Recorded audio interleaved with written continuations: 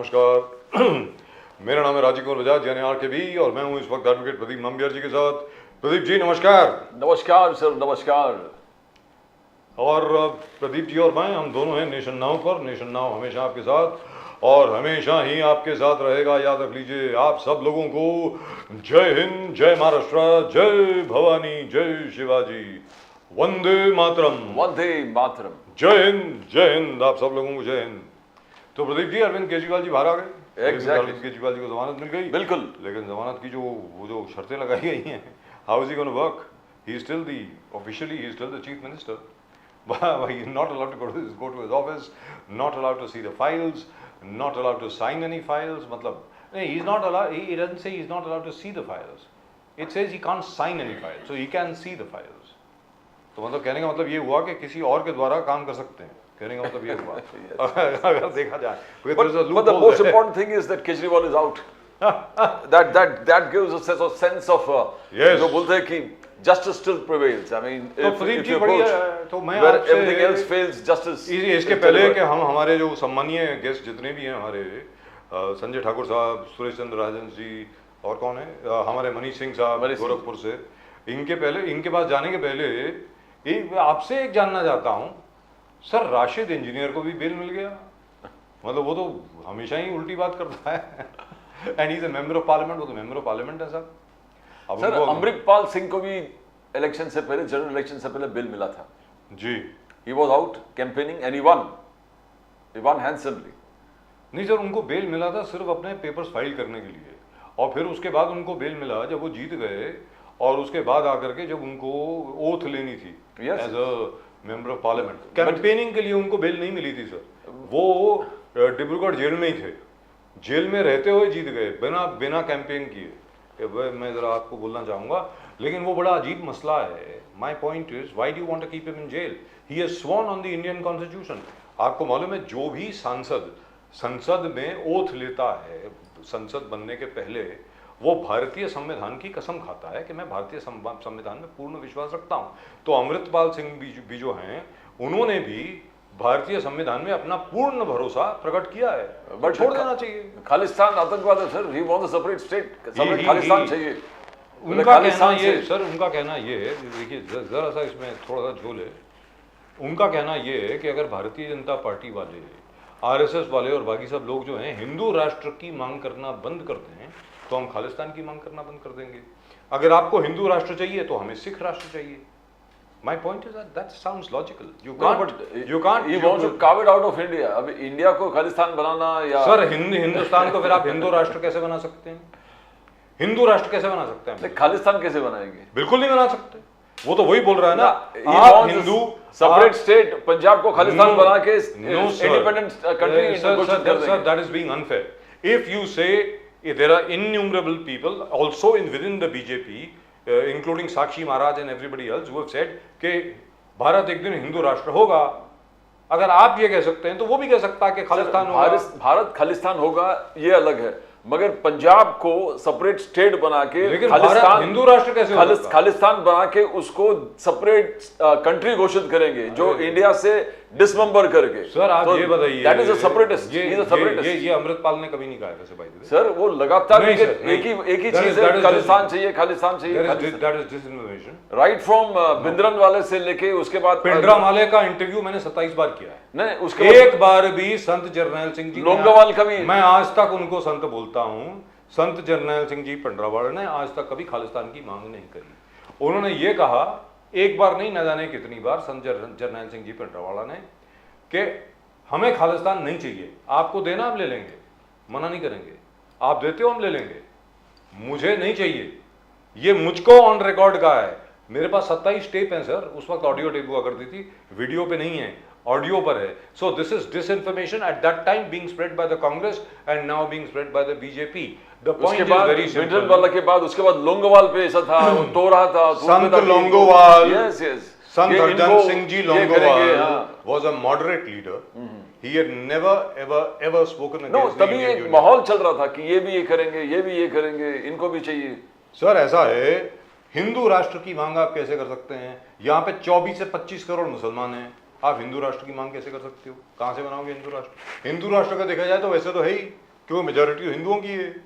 लेकिन how can you declare it a Hindu Rashtra? In any event that's a separate issue.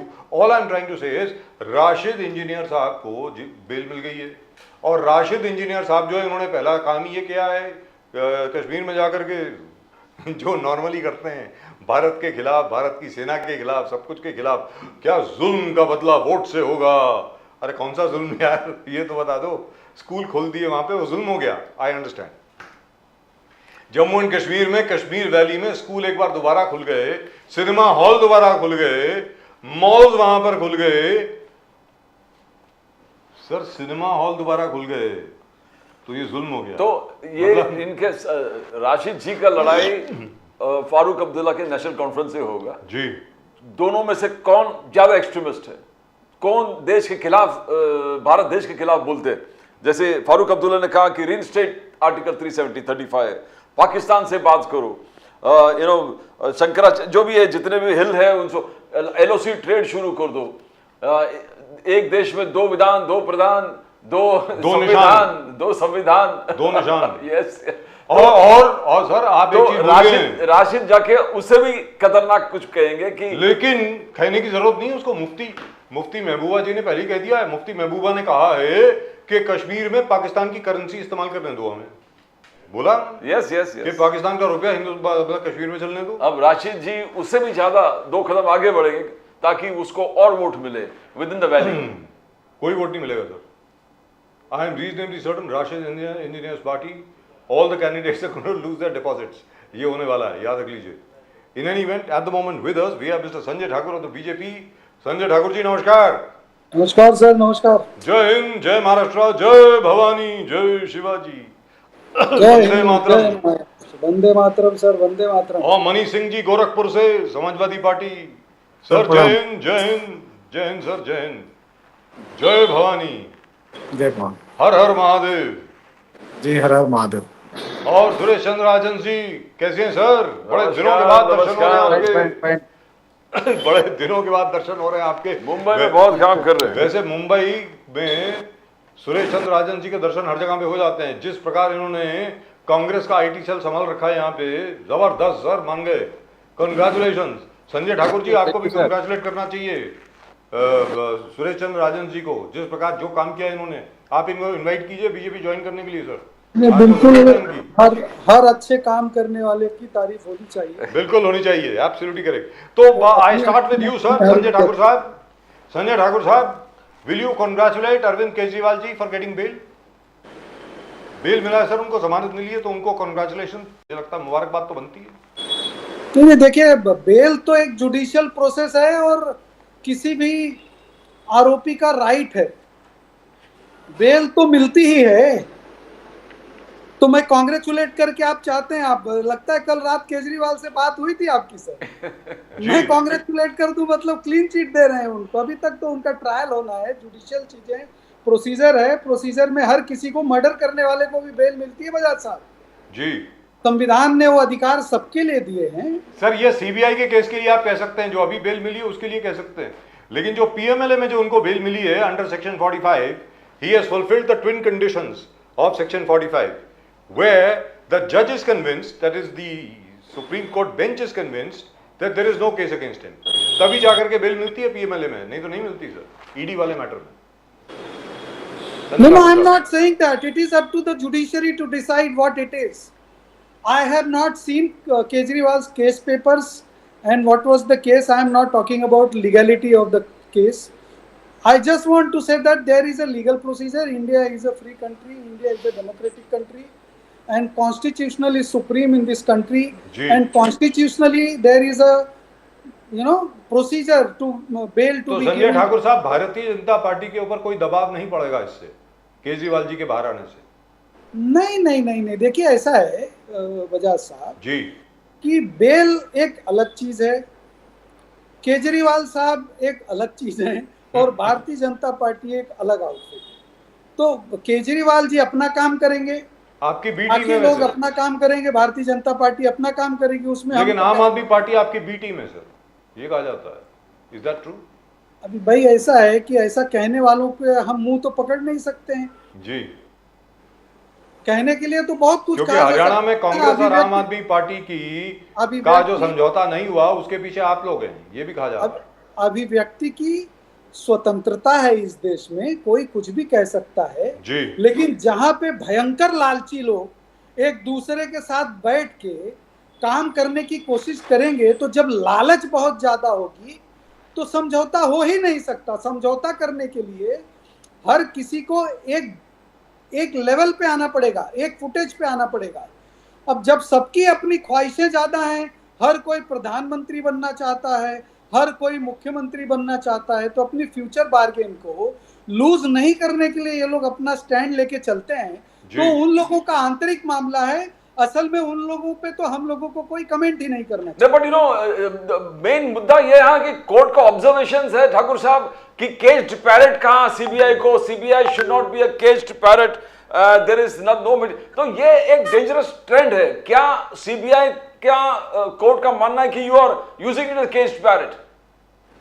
That is something that is No, see. Every individual has their own views. Including Supreme Court, individual the two judges. judges who are looking, the Justice Supreme Court who are looking into that matter, they may have said so many things about that, but at the same time, if they are granting him conditional bails, that itself says that there is some metal in that thing. And let the person follow the procedures of the judicial process and let him come clean. That is what Supreme Court is saying. So there is nothing wrong in that. तो कहने का मतलब ये हुआ कि ये matter जो है ये असल में बीजेपी का नहीं है। BJP is not concerned with this is a judicial matter, that's it. Exactly that. Right. So Suresh Chandra Rajan ji, अभी जैसा आदरणीय सम्माननीय संजय ठाकुर साहब ने कहा, और संजय ठाकुर साहब को मैं पहली बार भगवा कुर्ते में नहीं देख रहा हूँ, सफेद कुर्ता पहना हुआ है, बहुत बढ़िया लग रहे हैं यार, अच्छे लग रहे हैं बहुत। तो सुरेश चंद्र राजन जी, मनीष सिंह जी मैं आपके पास आता हूँ एक सेकंड में। सुरेश चंद्र राजन जी, आप बड़ी लालची पार्टी हैं। उन्होंने ये कहा है कि दो लालची पार्टियां जब मिलती हैं, जब दो लालची लोग मिलते हैं तो ऐसे ही होता है, समझौता नहीं हो पाता है। नहीं बजाज साहब, मैंने किसी को इंडिविजुअल करके लालची नहीं कहा है। मैंने बिल्कुल मैंने उनको नहीं कहा है जिनको आप संबोधित कर रहे हैं। जी सुरेश चंद्र राजन जी, तो आपकी पार्टी बड़ी लालची है सर, हर एक को राजीव प्रधानमंत्री बजाज जी, बनना है। सबसे पहले तो मैं आम आदमी पार्टी के सुप्रीमो अरविंद केजरीवाल जी को जो आज बेल मिल गई, उसके लिए हम उनका स्वागत करते हैं। और हम सारे लोग संविधान के ऊपर, इस देश की कानून व्यवस्था पर भरोसा करने वाले लोग हैं। तो हमें काफ़ी खुशी है कि भारतीय जनता पार्टी ने जिन जिन नेताओं को, जिन जिन पार्टी के लीडर्स को परेशान करने का काम किया, लेकिन आगे जाके उन सारे नेताओं के ऊपर जो इन्होंने आरोप लगाते हैं और उनको जेल में बंद कर देते हैं, एक भी आरोप ये कभी प्रूव नहीं हो पाया और सारे लोग बाइज्जत बरी हुए हैं। और रहा बात लालची पार्टी का, तो आपने देखा होगा कि हमारे इस भारतीय जनता पार्टी के कद्दावर नेता अमित शाह जी हो, नरेंद्र मोदी जी हो, जो लोग नीतीश कुमार जी को और चंद्रबाबू नायडू को लेकर पब्लिक के सामने रैलियों में बयान करते थे कि नीतीश कुमार के लिए एनडीए का दरवाजा हमेशा के लिए बंद हो चुका है, लेकिन सत्ता के लालच में आपने देखा होगा वही नीतीश कुमार के तलवे चाटने का काम अमित शाह और नरेंद्र मोदी जी करते हैं। और ये सच्चाई है, ये पूरा देश देखता है। तो मुझे ऐसे लगता है कि सत्ता के लालची कौन है ये पूरा देश जानता है, और मुझे इसके ऊपर अलग से बात करने की आवश्यकता नहीं है, ऐसा मुझे लगता है। लेकिन जो जितने सर्वेक्षण आ रहे हैं वो तो ये बता रहे हैं कि कांग्रेस की स्थिति बहुत अच्छी है अभी हरियाणा में।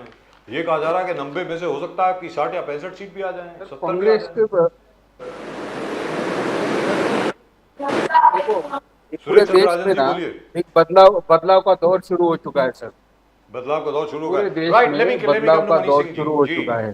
जी और हम लोग लगातार जहाँ इलेक्शन हो रहे हैं, चाहे बाई इलेक्शन हो गए, लोकसभा के इलेक्शन हमने देखा, और अभी जो अपकमिंग जो विधानसभा के इलेक्शन है, इन सारे जगहों पे कांग्रेस और इंडिया गठबंधन को भारी बहुमतों के साथ जन समर्थन मिलने वाला है। और इसका यही कारण है कि कांग्रेस पार्टी और हमारे नेता आदरणीय राहुल गांधी जी ने जिस तरह से पूरे देश में भारत जोड़ो यात्रा हो, भारत जोड़ो न्याय यात्रा के माध्यम से come to that, sir. देश We'll के come to लोगों that. के Wait, साथ just one जुड़ने का second, sir. काम किया।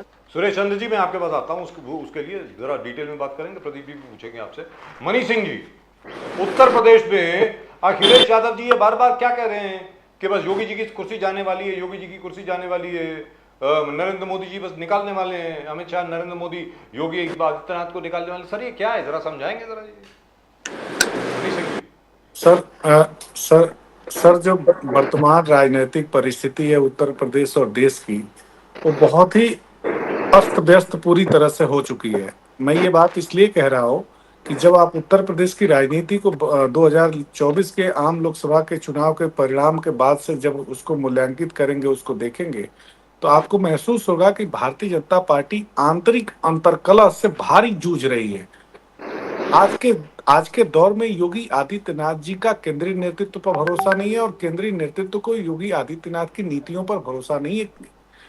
सबसे बड़ी बात यह है कि जब योगी आदित्यनाथ लगातार कैबिनेट की बैठक करते हैं तो उसमें उनके दोनों डिप्टी चीफ मिनिस्टर अनुपस्थित रहते हैं, जो केंद्रीय नेतृत्व के करीब मिनिस्टर हैं, कैबिनेट मिनिस्टर हैं, वो अनुपस्थित रहते हैं।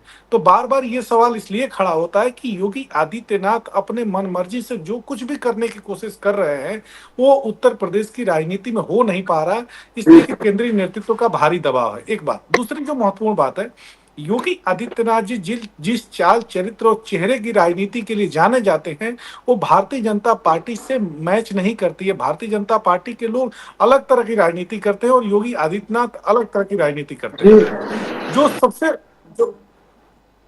जी बोलिए। जो सबसे महत्वपूर्ण बात है सर, कल हमारे राष्ट्रीय अध्यक्ष जी ने एक शब्द का प्रयोग किया जिस पर उत्तर प्रदेश की राजनीति में कल से बड़ा भारतीय जनता पार्टी ने विधवा विलाप किया है, बड़ा हाय तौबा मचाया है। उन्होंने कहा कि मठाधीशों और माफियाओं में बहुत ज्यादा फर्क नहीं है। तो कल भारतीय जनता पार्टी के बयान बहादुर जो नेता हैं, जो जनता के हितों के लिए काम नहीं करते हैं लेकिन बयान देने के लिए तमाम टेलीविजन पर और तमाम अखबारों पर उपस्थित रहते हैं, उन लोगों ने कहा कि श्री अखिलेश यादव जी ने सनातन धर्म पर हमला किया है। मैं पूछना चाहता हूं कि भारतीय जनता पार्टी के लोग, क्या सनातन धर्म का मतलब भारतीय जनता पार्टी होती है? क्या भारतीय जनता पार्टी का मतलब सनातन धर्म होता है? जबकि भारतीय जनता पार्टी के हमारे नेता श्री अखिलेश यादव जी ने स्पष्ट शब्दों में कहा कि जो मठाधीश बन करके बैठे हैं उनका माफिया जैसा स्वरूप है। उन्होंने योगी आदित्यनाथ के लिए सीधे तौर पर उन्होंने यह बात कही कि योगी आदित्यनाथ गोरखपुर की मठ के महंत हैं, उस मंदिर के वो ट्रस्ट के मालिक हैं। उसके बावजूद योगी आदित्यनाथ जी कहते हैं कि हम संत परंपरा और नाथ संप्रदाय से आते हैं। योगी आदित्यनाथ जी, अगर आप नाथ संप्रदाय से आते हैं, संत परंपरा से आते हैं, मठाधीश्वर हैं, तो आपके ऊपर जो 21 गंभीर आपराधिक मुकदमे दर्ज थे 17 के पहले, वो 17 में मुख्यमंत्री बनने के बाद से आपने मुकदमे क्यों वापस लिए? बट आपने मायावती पर भी आलोचना किया, अखिलेश यादव जी ने मायावती पर भी कहने लगे कि आपने तो युति तोड़ा किसने ये विधान 2019 के बाद। तो ये और बुलडोजर पॉलिटिक्स के बारे में आप बोले, मैं संजय ठाकुर से भी पूछूंगा। मैं ठाकुर साहब से पहले आता हूं मनीष सिंह जी, बुलडोजर पॉलिटिक्स के बारे में भी कहा, सुप्रीम कोर्ट ने भी आलोचना किया। अखिलेश यादव जी ने कहा कि जो बुलडोजर एक ही कम्युनिटी के खिलाफ लगातार इस्तेमाल कर रहे हैं, तो ये बुलडोजर पॉलिटिक्स भी एक बहुत बड़ा हिस्सा है इसका। ठाकुर साहब, अखिलेश यादव जी। देखिए, ऐसा है नामबियार साहब कि पहली बात तो यह है कि लोगों को समझना चाहिए कि सुप्रीम कोर्ट क्या कह रही है। बुलडोजर पॉलिटिक्स का मतलब यह है कि सुप्रीम कोर्ट ने यह कह दिया क्या कि जो अवैध निर्माण हैं, जो कब्जे किए गए हैं, उन सबको ना तोड़ा जाए, छोड़ दिया जाए, रेगुलराइज कर दिया जाए। आप ऐसा कहना चाहते हैं? एक चीज। दूसरी चीज, मैं अपने कांग्रेस के मित्र के पहले बात का जवाब दे दूं जी। मैं हमेशा से ये चाहता हूं कि डिबेट में लोगों की भाषा संयमित रहे, लेकिन अगर संयमित भाषा का प्रयोग नहीं किया जाता है तो डिबेट खराब होती है और सब लोग गलत शब्दों का इस्तेमाल करते रहते हैं। अगर ये कह रहे हैं कि नीतीश कुमार जी के तलवे चाट रहे हैं नरेंद्र मोदी जी और अमित शाह जी, तो आप क्या चाट रहे हैं आप ही बता दीजिए। दिल्ली में कांग्रेस की कब्र खोद कर राजनीति की शुरुआत करके कांग्रेस की सत्ता में आने के बाद, पंजाब में आपके मुंह पे तमाचा मारकर अलग चुनाव लड़ने के बाद, अभी हरियाणा में आपकी छाती पे बैठे केजरीवाल, क्या सिर्फ भारतीय जनता पार्टी और नरेंद्र मोदी से जब लड़ना होता है तब आप लोग एकमत होते हैं? और मैं चाहूंगा कि भाषा की मर्यादा को रखें आप लोग, वरना गाली गलौज पे अगर उतरेंगे तो गाली गलौज करने सबको आता है। इस तरह के शब्दों का प्रयोग नहीं। लालची कोई ऐसा शब्द नहीं है जिसको अमर्यादित कहा जाए। लालच तो है ही, बिना लालच के तो राजनीति नहीं हो रही ना आप लोगों की। नहीं तो एक तरफ आप एक दूसरे को शकल नहीं देखना चाहते हैं, और जब नरेंद्र मोदी जी से लड़ना होता है तो सारी शक्तियां एक जगह पे आके बैठ जाती हैं। रही बात, हमारे दूसरे मित्र मनीष जी ने योगी आदित्यनाथ जी के बारे में कहा, तो मैं आप लोगों को ये बताना चाहता हूं कि अखिलेश यादव जी आज की डेट में जो कुछ भी कहते हैं वो उनकी सत्ता से बाहर होने की तड़प है। अखिलेश यादव जी ने सबसे ज्यादा संस्कारों का हनन दिखाया। एसपी सुप्रीमो दिवंगत स्वर्गीय मुलायम सिंह जी जब थे, उस समय में कैसे सार्वजनिक तौर पर उन्होंने उनकी अवहेलना की थी, कैसे उनकी बेइज्जती करके अपने आप को थोपने की कोशिश की थी, ये पूरे देश ने देखा है, पूरे विश्व ने देखा है। उसके बाद चाचाओं से उनके कितने झगड़े रहे, और फिर जब देखा उन्होंने कि वो सब करने के बाद भी हम सत्ता में वापसी नहीं कर पाए, तो फिर उन्होंने एक बार सबको जोड़ने का प्रयास किया, और वो करने के बाद में भी वो सत्ता में नहीं लौट सके हैं।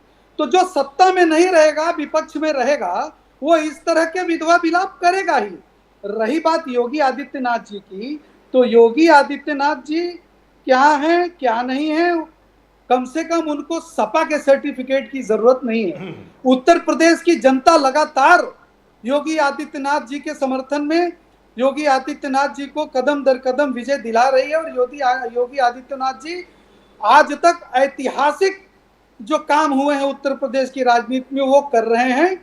हाँ, मेरे भाई ये कह रहे थे कि केंद्र के लोगों का समर्थन नहीं है, तो शायद भारतीय जनता पार्टी के लोगों से ज्यादा समाजवादी पार्टी के लोगों से बात करके भारतीय जनता पार्टी का केंद्रीय नेतृत्व तो बताता हो, तो हो सकता है जो कह रहे हो ऐसा संभव हो। बट ठाकुर साहब, आपने आज महाराष्ट्र में राहुल गांधी जी के खिलाफ एक जबरदस्त एक आंदोलन पूरे महाराष्ट्र में आपने छेड़ दिया, पूरे टोटल। मैं राजन जी आपके पास आ रहा हूं। पहले इसका राहुल गांधी जी ने भले सिखों के बारे में, टर्बन के बारे में, कड़ा के बारे में बोले हो, पर जाति जनगणना के बारे में वो बोले। उन्होंने बोले कि जॉब्स गोइंग टू चाइना, उसके बारे में बोले, कोई अच्छे बात भी कहे। तो उसके लिए सिर्फ प्रोटेस्ट करने की क्या जरूरत है ठाकुर साहब? राहुल गांधी ये बात अपने देश में भी तो बोल सकते हैं। राहुल गांधी के परिवार पर सिखों के नरसंहार का इतना बड़ा बोझ है, और उनको शर्म भी नहीं आती है बात करने में कि वो सिखों की बात कर रहे हैं, और किसके खिलाफ बात कर रहे हैं। जिसका सबसे ज्यादा आदर हो सिखिज्म के खिलाफ, सिख धर्म के खिलाफ, सिख रिलीजियस लीडर्स के पक्ष में जो लोग बोलते हो, जो सिख धर्म के गरिमामयी संभावनाओं के बारे में बात करता हो, उसको आप टारगेट करके कौन कर रहा है? जिन लोगों ने खुलेआम सिखों का नरसंहार करवाया है, जिन लोगों ने 84 के दंगों में एक एक सिख को खोज खोज के मारा है, आज उनको सिखों की, कड़े की और बहुत ज्यादा हमारे सिख भाइयों की चिंता हो, और वो कहाँ बोल रहे हैं? राजन जी अमेरिका में जाके, सुनिए, अमेरिका में जाके बोल रहे हैं। आप आज के आंदोलन कैसे देखते हो राजन जी? आज बीजेपी ने पूरे महाराष्ट्र में जबरदस्त तरीके से विरोध किया राहुल गांधी जी का। राजन जी, आपने ठाकुर साहब के भी सुने। प्रदीप जी, ये भारतीय जनता पार्टी के प्रवक्ता जिस भाषा का प्रयोग करते हैं, अभी आपने ये भाषा के शिष्टाचार हमें सिखाते हैं, लेकिन नेता प्रतिपक्ष राहुल गांधी जी के बारे में बात करने समय वो अलग अलग नीचे लेवल पे जाके बात करते हैं। लेकिन आपको मैं बताना चाहता हूँ कि भारतीय जनता पार्टी का दिल्ली का एक एक्स-एम-एल है तरविंदर सिंह मारवाला, भारतीय जनता पार्टी के व्यासपीठ पे भारतीय जनता पार्टी का झंडा लेके, राहुल गांधी तुम सुधर जाओ वरना तुम्हारे दादी की तरह तुम्हारा हाल करेंगे, इस तरह का स्टेटमेंट करता है। और उसके ऊपर इस देश का प्रधानमंत्री, इस देश का निकम्मा गृह मंत्री चुप्पी साधा हुआ है। वो आज तक उसके ऊपर अपनी भूमिका स्पष्ट नहीं कर पाए हैं। महाराष्ट्र की जितनी जहाँ तक बात है, महाराष्ट्र में आपने देखा होगा राणे फैमिली, उसमें से नीलेश राणे पब्लिकली स्टेज पे आके बात करते हैं कि ये हिंदू राष्ट्र है, यहाँ पे हिंदुओं का हित की बात की जाएगी, और जो हिंदू के खिलाफ आएगा तो हम लोग मस्जिदों में घुस के मारेंगे। ये कौन सी भाषा है सर? हम किस देश में रहते हैं? जहां पर संविधान ने हम सबको अपना न्याय के लिए, हक के लिए, अधिकारों के लिए लड़ने के लिए, अपना विकास करने के अधिकार दिए हैं। ऐसे एक सेकुलर राष्ट्र में हिंदू धर्म के नाम पर इस तरह का हिंसा को बढ़ावा देना इस देश की जनता कभी मान्य नहीं करेंगे। मनी सिंह जी, और मनी सिंह इसकी हम जी, लोग राहुल विडंबना गांधी जी करते पे हैं। जो आलोचना और- कर रहा है बीजेपी, आप कैसे देखते हो उसको? और प्रदीप जी आपने देखा होगा कि राहुल गांधी विरोधी पक्ष नेता है और उनको जान से मारने की धमकी देने के बाद भी यहाँ की केंद्र सरकार कुछ कदम नहीं उठाती, कुछ स्टेटमेंट नहीं करती। इसके लिए महाराष्ट्र और मुंबई में आज हम लोगों ने जम के उसका विरोध किया है और भारतीय जनता पार्टी की इस नीति का हम लोगों ने यहाँ पे धिक्कार किया है। मनी और सिंह, आज मनी ये सिंह, लोग मनी सिंह जी। ये लोग आज सुरेश ये चंद्र जी, लोग आपके राहुल पास आते हैं गांधी को वापस। लेकर अलग अलग जगह लेकिन पे सुरेश चंद्र आंदोलन कर रहे जी, हैं। आप तो ये बड़े खुश बेशर्मी होंगे। की हद हो गई सर। अरे सुरेश चंद्र राजन जी, आप तो बड़े खुश होंगे कि भारतीय जनता पार्टी को राहुल गांधी के खिलाफ इतना बड़ा मोर्चा लाना पड़ा। अभी तक तो भारतीय जनता पार्टी ये कहती थी कि राहुल गांधी कुछ भी नहीं है, वो तो पप्पू है, पता नहीं क्या कुछ बोला करते थे। आज की तारीख में अगर वो मोर्चा ला रहे हैं किसी के खिलाफ, इसका मतलब कुछ है। मनीष सिंह जी, आप बताएं। मनी सिंह जी, आलोचना जो बीजेपी कर रहा राहुल गांधी जी का, कैसे देखते हो? आज क्या राहुल गांधी और अखिलेश यादव दोनों की, और जी यूएस में क्या क्या बोल दिया इतना कि पूरे बीजेपी का इस प्रकार से रिएक्शन आ गया? मनी सिंह जी। देखिए जब से इंडिया गठबंधन का निर्माण हुआ है जी। और इंडिया गठबंधन ने जो परिणाम लाया है 2024 के लोकसभा के चुनाव में, जी। उस परिणाम के आने के बाद से भारतीय जनता पार्टी का हमारे राष्ट्रीय अध्यक्ष जी के ऊपर, चाहे राहुल जी के ऊपर, जिस तरह का टिप्पणी किया गया है और हाल के दिनों में जिस तरह के राजनीतिक और सामाजिक हमले किए गए हैं, वो भारतीय जनता पार्टी की आंतरिक जो एक बौखलाहट है, जो चिड़चिड़ापन है। अब जो लोग दम्भी लोग हैं, अहंकारी लोग हैं, घमंडी लोग हैं, जो मंचों से नारा लगाते थे अब की बार 400 पार, राम लला हम, जो राम को लाए हैं हम उनको लाएंगे, इस तरह के नारे गढ़े गए, इस तरह के नारे हिंदुस्तान के हर कोनों में भारतीय जनता पार्टी ने लगाए। उसका परिणाम ये हुआ कि जनता समझ गई कि भारतीय जनता पार्टी के लोग अब अहंकार की उस सीमा को, उस प्रकाष्ठा को पार कर चुके हैं जहां से अब इनको अगर ताकत दी गई तो ये भारत के साथ कुछ भी कर सकते हैं। एक बात। दूसरी जो महत्वपूर्ण बात है सर, आप लोग दोनों लोगों का जो बौद्धिक क्षमता है, जो आप लोगों का एक राजनीतिक, सामाजिक और भारत के बारे में जो एक सोच रहती है, मैं इसका बहुत साधुवाद देता हूं कि आप लोग इतने गंभीर मुद्दों पर इतनी सहृदयता के साथ चर्चा कराते हैं। आज हमारे देश का एक राज्य मणिपुर है।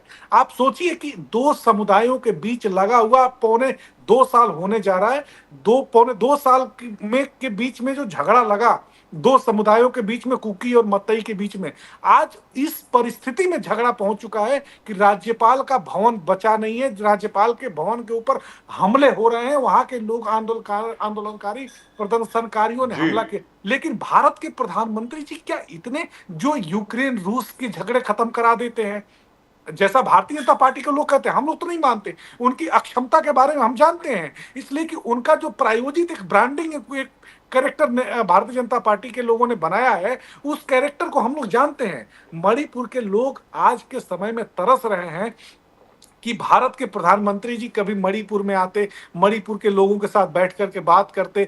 अन्य लोगों के साथ बात करना वो मुनासिब समझते हैं, लेकिन भारत का एक राज्य पौने 2 वर्षों से आग में जल रहा है। कब किसकी जान चली जाए, कब किसके साथ दुर्व्यवहार कर दिया जाए, कब किस महिला की आबरू लूट ली जाए, कुछ भी पता नहीं है। कुकी और मतई का दोनों जो समाज है, एक दूसरे के जान का प्यासा बना पड़ा है। इस परिस्थिति में हम एक राज्य, ये तो मणिपुर की बात हो गई। एक सेकंड, प्रदीप जी ने आपसे दूसरा सवाल पूछा था, जरा उस पर भी गौर फरमाएं। राहुल गांधी जी को यूएसए में, अमेरिका में जाकर के ये सब कहने की जरूरत क्या पड़ गई? सर यहां पर भी तो बोल सकते थे, आप बोल ही रहे हैं वैसे हर बार समय, यहां पर भी बोलते ही हैं, वहां बोलने की जरूरत क्या पड़ गई?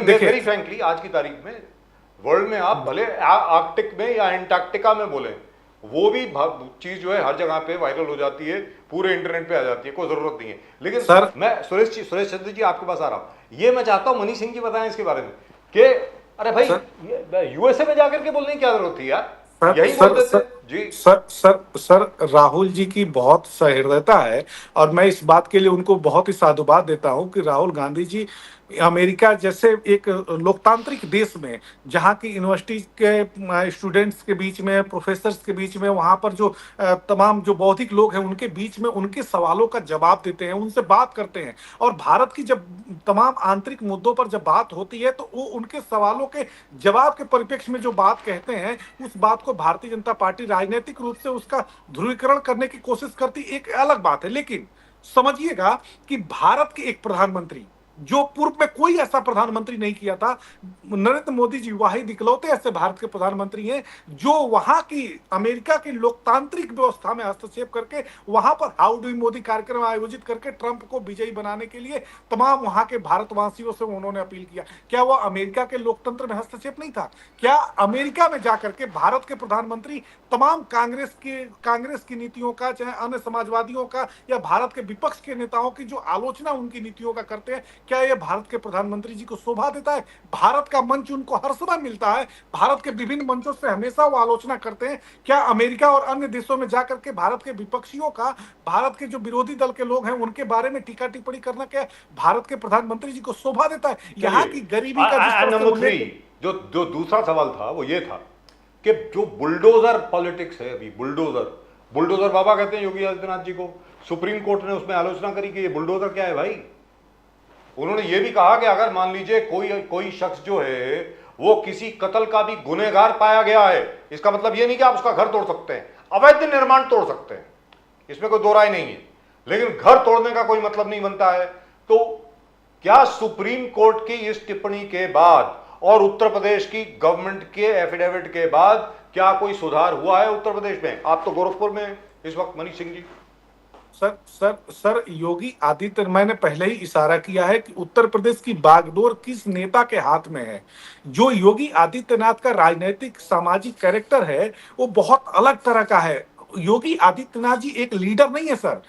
हम लोग जितना उनके बारे में जानते हैं ना, योगी आदित्यनाथ को हम लोग बहुत शुरू से, उनके बचपन के दिनों से उनको जानते हैं। योगी आदित्यनाथ एक डिक्टेटर पॉलिटिशियन है, एक मतलब सामंती मानसिकता के नेता है। योगी आदित्यनाथ ने अगर ठान लिया कि मुझे ये काम करना है तो उसका इस बात का ख्याल नहीं रहता कि हमारे लोकतंत्र पर, हमारे संविधान पर इसका क्या असर पड़ेगा, लोगों के सामाजिक ताना बाना पर क्या असर पड़ेगा। अपनी बात अगर उन्होंने रात में स्वप्न में देख लिया तो उसको पूरा करने के लिए सुबह के समय जो करना पड़ेगा वो करेंगे। लेकिन योगी आदित्यनाथ उसको पूरा, इसलिए कि वो एक अहंकारी पॉलिटिशियन है, घमंडी पॉलिटिशियन है। और सबसे बड़ी बात, योगी आदित्यनाथ को सर जब महंत कहा जाता है, संत कहा जाता है, तो हमारे जैसे युवा को बहुत दुख होता है, इसलिए कि हमारा संत परंपरा भारत का एक बहुत ही स्वाभिमान के साथ उस संत परंपरा का हम लोग आदर और सम्मान करते हैं। योगी आदित्यनाथ के ऊपर 21 FIR, उस तरह के FIR है योगी आदित्यनाथ के ऊपर 17 तक, जो अपराध के थे, जो आजम खान जी का बहुत बड़ा रोल था उसमें,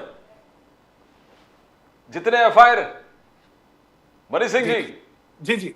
जी सर, वही बात मैं पूरा कर रहा हूं कि योगी आदित्यनाथ के ऊपर दंगा कराने का, गुंडई का, अपराध कराने का, हत्या तक के मुकदमे में उनके नाम आए थे योगी आदित्यनाथ के। कभी उन्होंने किसानों के लिए आंदोलन नहीं किया, कभी छात्रों की फीस बढ़ोतरी के लिए आंदोलन नहीं किया, कभी सामाजिक ताना बाना को लेकर के कभी उन्होंने आंदोलन नहीं किया। हमारी सरकार के खिलाफ आंदोलन करते हमें अच्छा लगता है, इसलिए कि नेता विरोधी होने के नाते उनको आंदोलन हमारी नीतियों के खिलाफ करना चाहिए था। लेकिन उन्होंने क्या किया, कम उम्र के बच्चों को अपने राजनीतिक प्रभाव के लिए योगी आदित्यनाथ ने इस्तेमाल किया। आज के समय में 25,000 से ऊपर उनके पॉलिटिकल वर्कर जो हिंदू युवा वाहिनी के थे, अपने तो मुख्यमंत्री बन गए योगी आदित्यनाथ, लेकिन उन 25,000 नौजवानों के कैरियर को, पूर्वांचल के, खास करके पूर्वांचल के 23 जनपदों के 25,000 से ऊपर नौजवानों को उन्होंने जीवन बर्बाद कर दिया। आज के समय में ना तो उनको पासपोर्ट बनता है, ना तो उनको सरकारी नौकरी में फॉर्म भर सकते हैं।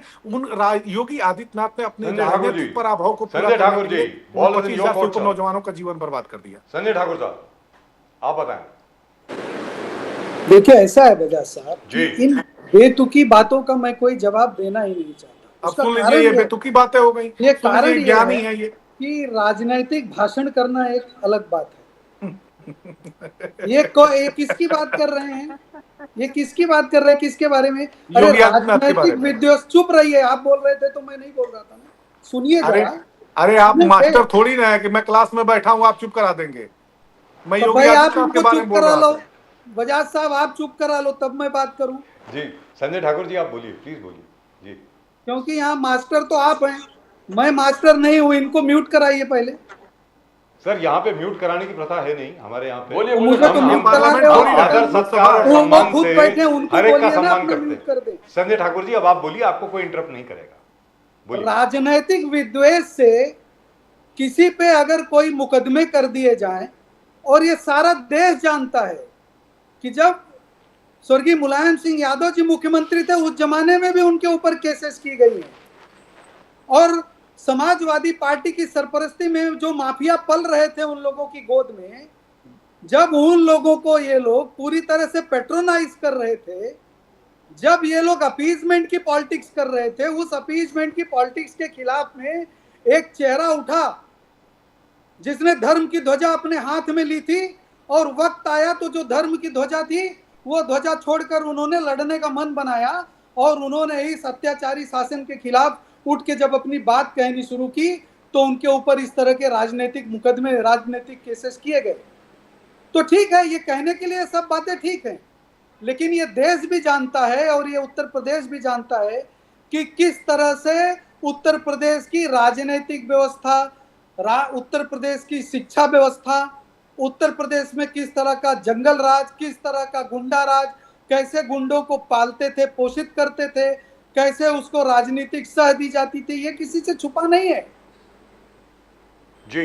अब लेकिन एक रही चीज बात, है सर, बार बार मेरी बात को ये लोग खुद कह रहे हैं जी, निकम्मा इस देश के गृह मंत्री को करने के पहले, बोलने के पहले ये नहीं जानते हैं कि जिनका सरदार इतना निकम्मा है कि चुनाव लड़ने के, हारने के सारे रिकॉर्ड उसने बना दिए हैं, जिसका सरगना चुनाव हारने के सारे रिकॉर्ड बना दिए हैं अपने निकम्मेपन की वजह से, वो इतना निकम्मा है कि तीन चुनाव लड़ने के बाद भी पूरे देश की विपक्षी पार्टियों से मिलकर भी 100 का आंकड़ा नहीं पार कर पाता। पूरी इंडी गठबंधन मिलकर अकेले भारतीय जनता पार्टी के 200 आंकड़े को पार नहीं कर पाती। उसके बावजूद भी इन लोगों को अभिमान है कि इन लोगों ने बड़ा अच्छा काम कर। अरे लेकिन यहाँ पर मैं एक चीज जानना चाहता हूँ सर, वो तो खैर चलिए ठीक है, वो तो अभी हो जाएगा। प्रियंका गांधी जी जैसी लड़ेंगी वायनाड से तो 100 का आंकड़ा तो हो ही जाएगा। लेकिन हाँ बेटी सुनिए, वही तो कह रहा हूँ सर, मैं आपसे कुछ और पूछने जा रहा हूँ, वो ये बात तो हो गई ना सर। लेकिन सर देखिए, हम लोग भारतीय जनता पार्टी को देख रहे हैं 1984 से 2 सीटें आई थी आपकी, 2 सीटें आई थी आपकी। आपके खिलाफ कभी किसी ने ये नहीं बोला ये क्या 2 सीटें वाले क्या बोलेंगे हमसे, आज तक कभी कांग्रेस ने ऐसा नहीं बोला सर। मुझे याद है I used to cover parliament at that time. हमने कभी सत्ताधारी लोगों को नंबर निकम्मा 12 नहीं अशोक कहा। Road there used to be nobody there, सुनिए but the बजाज साहब, BJP had great workers. I want to ask you something very important, sir, please. Bajaj साहब जी बोलिए। हमने कभी सत्ताधारी लोगों को निकम्मा नहीं कहा था, दुर्गा जी। कहा था, निकम्मा नहीं कहा था।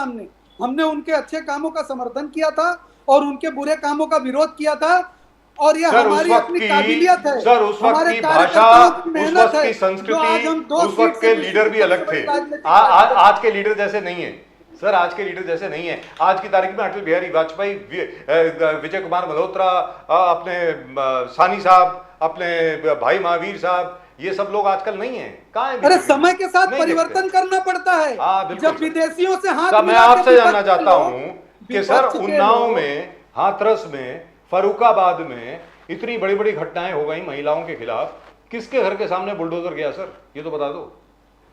आप कहते हो ना कि बुलडोजर वहीं जाता है जहां पर उसको जाना चाहिए।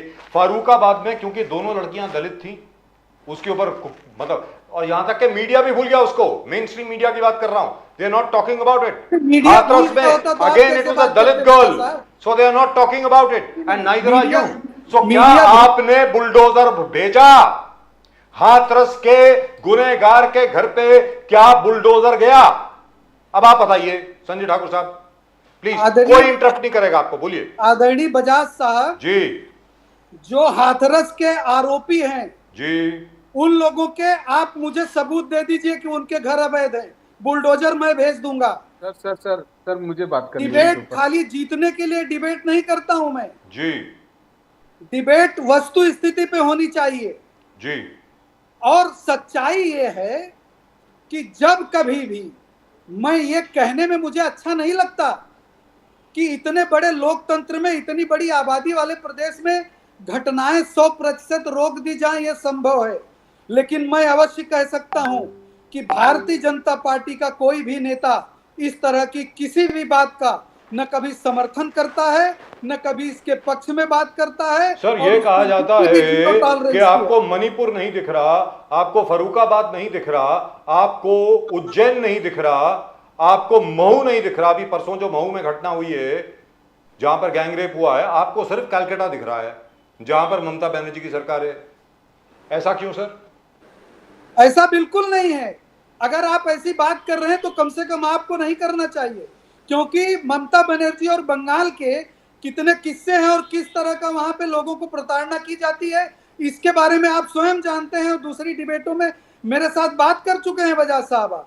हमको इसलिए नहीं दिखता कि हमको उनकी बुराई करनी है, हमको इसलिए दिखता है कि ये पूरे देश में अगर अमूमन ये स्थिति है तो इस देश के लोगों को अपना चारित्रिक विकास भी करना पड़ेगा और नैतिकता से इन बातों की जिम्मेदारी लेकर, तो इसका मतलब ये हुआ नैतिकता कि से मणिपुर उसका में विरोध भी बीजेपी करना एजिटेशन पड़ेगा। करेगी, तो मणिपुर में आप लोग एजिटेट करेंगे अपने ही मुख्यमंत्री बीरेंद्र सिंह जी के खिलाफ। आप करने वाले मणिपुर में हम वही करेंगे जो हमने कश्मीर में किया है जी।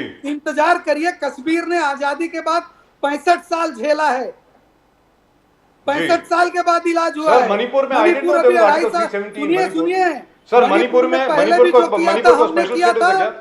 मणिपुर को क्या स्पेशल स्टेटस है? मणिपुर में पहले भी जो किया था हमने किया था बजाज जी। साहब, और आगे भी जो करेंगे हम ही करेंगे। ये विरोधी पक्ष I think both the gentlemen over there are just waiting to talk. Suresh Chandra Rajan जी, मैं आपके पास आता हूँ, एक सेकंड में आता हूँ। मनीष सिंह जी, अब आप बताएं, बोलिए। सर बर्बाद गुलिस्ता करने को एक ही उल्लू काफी है, अंजाम गुलिस्ता क्या होगा, हर साख पे उल्लू बैठे हैं। जब मणिपुर की चर्चा होती है, जब हिंदुस्तान में बलात्कारियों की चर्चा होती है और उनकी जब समर्थन करने लगती है भारतीय जनता पार्टी, तो इनका चाल चरित्र और चेहरा जनता के सामने आ जाता है। स्वामी चिन्मयानंद शाहजहांपुर के रहने वाले हैं, जो भारत के गृह राज्य मंत्री रह चुके हैं अटल बिहारी वाजपेयी जी की सरकार में। उनके ऊपर जो गंभीर आरोप लगे, कुलदीप सेंगर के ऊपर जो गंभीर आरोप लगे, क्या नैतिकता का पाठ उनको नहीं पढ़ाया जाना चाहिए था? अभी आईआईटी की टॉपर हमारी बीएचयू की स्टूडेंट थी, उसके साथ 3 भारतीय जनता पार्टी के आईआईटी में काम करने वाले, जो इनके आईटी सेल के काम करने वाले 3 नौजवान थे, जिन्होंने हमारी प्यारी बहन के साथ जो दरिंदगी की। आज पूरा भारत इस बात को तस्दीक कर रहा है कि जो भारतीय जनता पार्टी के जो आईटी सेल के ये नौजवान हैं, इतना उपद्रव मचाए हुए हैं पूरे देश भर में कि इनकी थू हो रही है। सबसे बड़ी बात है सर, मुझे कहने में, देखिए मैं समाजवादी पार्टी का हो सकता हूँ, कोई भारतीय जनता पार्टी का, कोई कांग्रेस का हो सकता है, लेकिन हम भारत के एक समाज में रहते हैं। हमारी जो एक पुरातन सभ्यता है, पुरानी जो हमारी संस्कृति है, उसको हमें नहीं भूलना चाहिए। मानवता जिंदा रहेगा अगर मानव के अंदर संस्कार रहेंगे, हमारा भारत अगर मजबूत रहेगा, तभी हमारी राजनीति चलेगी, तभी हम राजनीतिक काम कर पाएंगे। लेकिन भारतीय जनता पार्टी के लोग जिस तरह से अभी मणिपुर के बारे में कह रहे थे कि देख, इनका दम देखिए, कह रहे कि जो करना होगा हम ही करेंगे। अरे आपको क्या भगवान ने, ईश्वर ने ठेका दे रखा है कि आप ही करेंगे? अरे आप रहे मनीष सिंह जी, मगर आप पे भी वो आरोप लगता है कि वो जो रेपिस्ट थे वो समाजवादी पार्टी के लीडर थे, जिनके बेकरी पर शायद वो बुलडोजर चला था। तो क्या आपने उनका कुछ एक्शन लिए अपने पार्टी की तरफ से? सर बिल्कुल बहुत वाजिब आपने सवाल पूछा है सर, बहुत वाजिब आपने सवाल पूछा है। समाजवादी पार्टी ऐसे किसी भी व्यक्ति का कभी समर्थन नहीं करती है जो किसी भी दुराचार में शामिल है। एक बात। दूसरी जो महत्वपूर्ण बात है, जिसका नाम अयोध्या की घटना में जिसका नाम सामने आया है, हमारी पार्टी ने स्पष्ट तौर पे कहा कि अगर उसका नाम है, उसने दुराचार किया है, डीएनए जांच की जाए और उसको फांसी पर चढ़ा दिया जाए। हम एक भी बार नहीं है, अगर उसके डीएनए में पुष्टि होती है इस बात की कि उसने वो घटना को अंजाम दिया, तो उसे फांसी पर चढ़ा दिया जाए। समाजवादी पार्टी कतई विरोध नहीं करेगी। लेकिन पूर्वाग्रह से ग्रसित होकर के उपचुनाव होने वाला है मिल्कीपुर में, अयोध्या में फिर एक बार बाई इलेक्शन ये हारने वाले हैं, इसलिए राजनीतिक और धार्मिक ध्रुवीकरण करने के लिए, जाति ध्रुवीकरण करने के लिए अगर इस तरह का पॉलिटिकल पोलराइजेशन किया जाएगा, तो मैं एक बात दावे के साथ बट मनीष सिंह जी, और अलग अलग केसेस में इमीडिएट अरेस्ट होता है रेप, मगर आप इस रेप का विरोध कर रहे थे। पहले डीएनए की जांच कराओ, तो कौन से पहले केस में डीएनए की जांच हुआ था कि यहां पर आपने बोले कि डीएनए की जांच कराओ?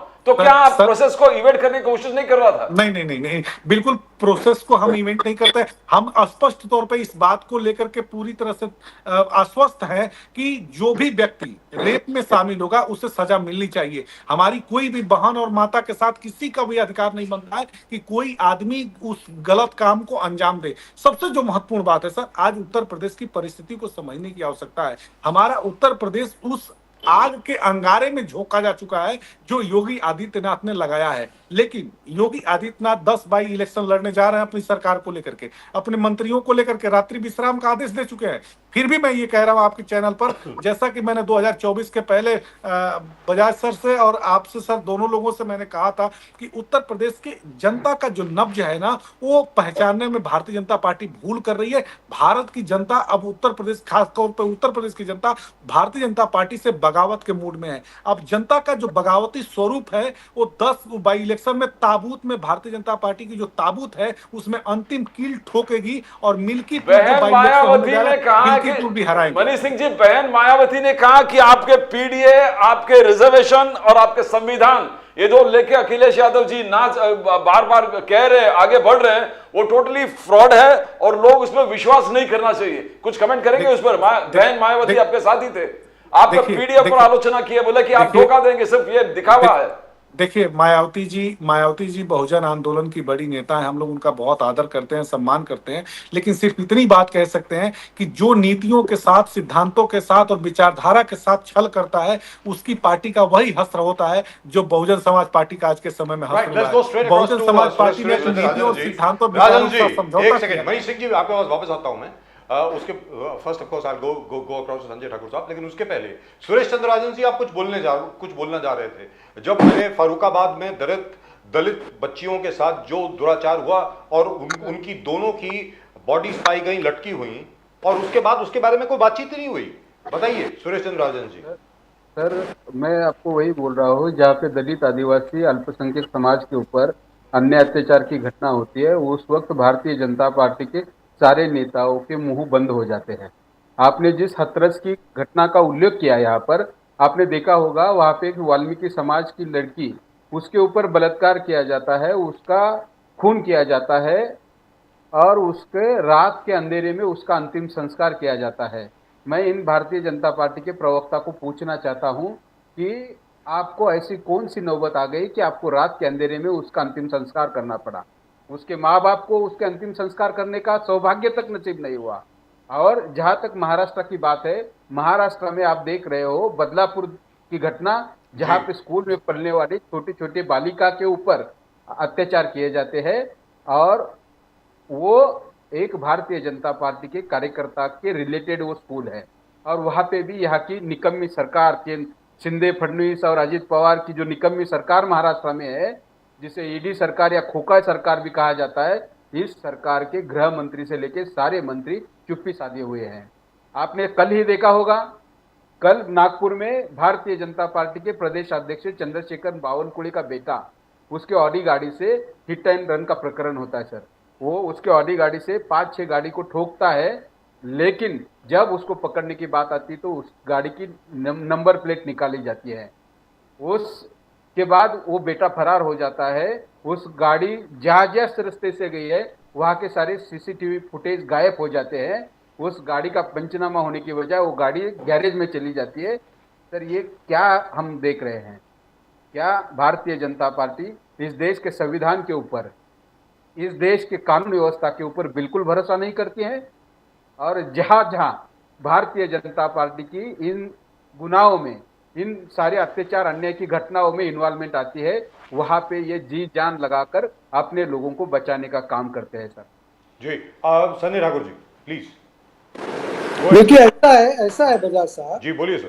कि ये जब बार बार बात करते हैं ना दलित, पिछड़े, आदिवासी, अल्पसंख्यक, कितना अच्छा होता कि ये जितनी घटनाएं बता रहे थे उसमें अयोध्या की दलित बेटी का भी नाम ले लेते हैं।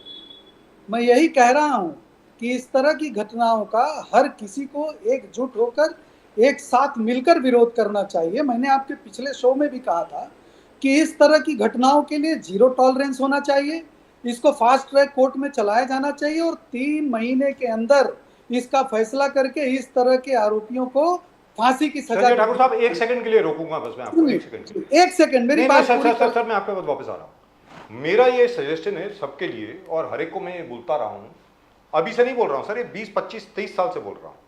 In fact right from the time when I was the editor of the daily, prior to that when I was in Delhi, तब से बोल रहा हूं। सर बच्चियां सबकी सांझी होती हैं, बेटियां सबके घर की होती हैं।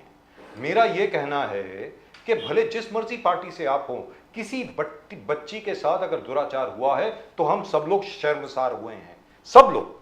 तो मेरा यह कहना है कि उसको कवर अप करने की कोशिश नहीं करनी चाहिए। फॉर एग्जाम्पल, जैसे अभी कलकत्ता में कवर अप करने की कोशिश की गई, इसमें कोई डाउट नहीं है। ममता बनर्जी की सरकार ने कवर अप करने की कोशिश की। हाथरस केस में भी कवर अप करने की कोशिश की गई। यहां तक कि योगी आदित्यनाथ जी के ऑफिशियल हैंडल से, ट्विटर हैंडल से यह आया कि लड़की का गैंग रेप नहीं हुआ। उसके बाद सीबीआई ने कहा गैंग रेप हुआ। मेरा यह कहना है कि why are we trying to cover it up? जो है सो है, और जो दोषी है हैंग हिम, दैट्स इट। अब आप बोलिए संजय ठाकुर साहब, प्लीज गो अहेड। तो मैं यही बात कह रहा था कि जी। देखिए, शासन में जब कोई ऊपर बैठा होता है वो अपने लोगों के इंफॉर्मेशन के आधार पे बातें करते हैं, लेकिन जब केस होता है और मामला जुडिशियल प्रोसेस में जाता है तो ये बातें सबूतों के आधार पे होती है। इसमें बिल्कुल जीरो टॉलरेंस रख के ही किन्हीं भी सरकारों को जी। सख्ती से निपटना चाहिए, काम करना चाहिए। लेकिन मैं अपने मित्रों को एक बात और याद दिलाना चाहता हूं। देखिए, कहने के लिए कुछ भी कहें, लेकिन अंदाजे खुदाई पैदा नहीं होना चाहिए। मेरे भाई अभी मनीष भाई एक शेर पढ़ रहे थे, मैं भी एक शेर पढ़ रहा हूं कि जिनमें हो जाता है अंदाजे खुदाई पैदा, हमने देखा है वो बुत तोड़ दिए जाते हैं। और यही अंदाजे खुदाई पैदा हो गई थी विपक्ष के लोगों में, इसलिए भारत देश की जनता ने, उत्तर प्रदेश की जनता ने उन लोगों को यहाँ तक पहुँचा दिया। रही बात हर साख पे उल्लू बैठा है, तो यही कह रहा हूँ कि समाजवादी पार्टी अपना गुलिस्ता बचाए, क्योंकि उल्लुओं ने साबित कर दिया है कि बंटाधार हो चुका है और बहुत लंबे समय से लगातार प्रयास कर रहे हैं, लेकिन बंडल बन चुका है। आप उत्तर प्रदेश में हमसे नीचे हैं आप, उत्तर प्रदेश में हमसे नीचे हैं but आप। you know, 33% specific question जो सुरेश चंद्र राजन सिंह ने उठाया, ठाकुर साहब, इस तरह कवर अप, इस बावन खुले केस में क्या कवर अप हो रहा है क्या? तो मैं बिल्कुल पेशेंस से सुनता हूँ आपकी बात ना। बावन खुले, ठाकुर साहब, बावन खुले केस में वाली बात मैं बता रहा हूँ। अच्छा किया आपने याद दिला दिया। हाँ, क्या कवर अप हो रहा? पूरा देश देख रहा, महाराष्ट्र देख रहा, पूरा देश देख रहा उसको। उन्हें बता रहा हूँ, इनका शासन था, सुशांत सिंह की हत्या हुई, उनके सेक्रेटरी का मर्डर हुआ, रेप हुआ। सर अभी तक किसी ने नहीं कहा उसकी हत्या हुई है, सीबीआई ने नहीं बोला है उसकी हत्या हुई है। मुझे ऐसे लगता है अभी कि तक आप नहीं हुआ। एक अभी न्यूज़ तक चैनल किसी के ने नहीं बच्चे बोला हो, उसकी हत्या हुई अनवांटेड चीजें बात मत करो। बट बावन खुले मुझे जीत ऐसा पर लगता क्या है जो पूरे देश relevant में, ठाकुर वही साहब, बात उसमें कीजिए। स्पेसिफिक बात करिए, is there a cover up? Because ऐसा बावन है साहब कि आप दूसरे लोगों के राजनीतिक भाषण सुनेंगे और अगर मुझे टोकेंगे तो आप सर बता बावन दीजिए कोले का कि क्या हुआ ये तो बता दो। बावन कोले साहब बड़े अच्छे मित्र हैं हमारे। मैं क्या बता हुआ तो सर कह रहा हूं उनके, ना, जिस उनके तरह साहबजादे से का क्या हुआ बताइए ना। ईसा सालियन के केस में जो स्थिति थी, इन लोगों को अनुभव है सीसीटीवी फुटेज गायब करने का, नंबर प्लेट निकालने का। ये बड़ी आसानी से ऐसे बता रहे हैं जैसे हर जगह वहां ये उपस्थित थे। मैं आपको एक बात का यकीन दिलाना चाहता हूँ बजाज साहब जी, कि वो बावन कुले जी के बेटे नहीं, बावन कुले जी स्वयं हो, मेरे अध्यक्ष हैं प्रदेश के और मैं उनके टीम का प्रवक्ता हूं। लेकिन अगर स्वयं बावन कुले जी भी होंगे उस तरह की घटनाओं में तो बख्शे नहीं जाएंगे, इस बात का आप यकीन रखिएगा। क्या बात बट है। नो, बट ठाकुर साहब, if you see the chain of evidences और जो इन्वेस्टिगेशन प्रोसेस था पहले, ऐसा नहीं होगा। बट ठाकुर साहब सुनिए ना, हो रहा है ना। देवेंद्र फडणवीस हैं, नहीं ठाकुर साहब, हो रहा है कोई ना। भी हो उसको माफ नहीं किया जाएगा। एफआईआर में उसका नाम नहीं है, वो पहले वहां से गायब था, उनका अल्कोहल टेस्ट नहीं होता है। नामबियार साहब, मुझे अभी उस घटना के बारे में एग्जैक्टली उस वक्त गाड़ी कौन चला रहा था, गाड़ी में कौन था, किसको पकड़ा गया है, मुझे जानकारी भी नहीं है और ये विषय भी जांच का है। लेकिन मैं आपसे जब ये कह रहा हूं कि ये जांच का विषय है और अगर जांच में ये चीजें आ गई तो किसी का भी बेटा हो, मेरा बेटा हो कि बावन कुले जी का बेटा हो, वो नहीं बच पाएगा, उसको अंदर जाना पड़ेगा, उसको सजा मिलेगी। सुरेश चंद्र राजन जी, ये आपके जो लोकल लीडर है नागपुर के, ठाकरे जी, कांग्रेस लीडर, वो बोले there is no cover up. वो तो ना, जो आप नाना पाटोले से विजय वेदेटीवार कर रहे हैं उसके टोटल ऑपोजिट कह रहे हैं। जो ठाकरे जी हैं, आपके कांग्रेस के लीडर है, वहां पर चुनाव भी लड़ चुके हैं, वो बोले कि इसमें कोई चीज गलत नहीं है। सुषमा अंधारे जी वहां पर गए थे प्रोटेस्ट करने के लिए, तो उन्होंने कहा बाहर वाले के आने की जरूरत नहीं है, अगर कोई उल्टा सुल्टा हो रहा तो मैं खुद काबिल हूं। तो आपके लोकल लीडरशिप कांग्रेस के विरोध कर रहा है, बोले there is nothing, there is no cover up. Rajan साहब,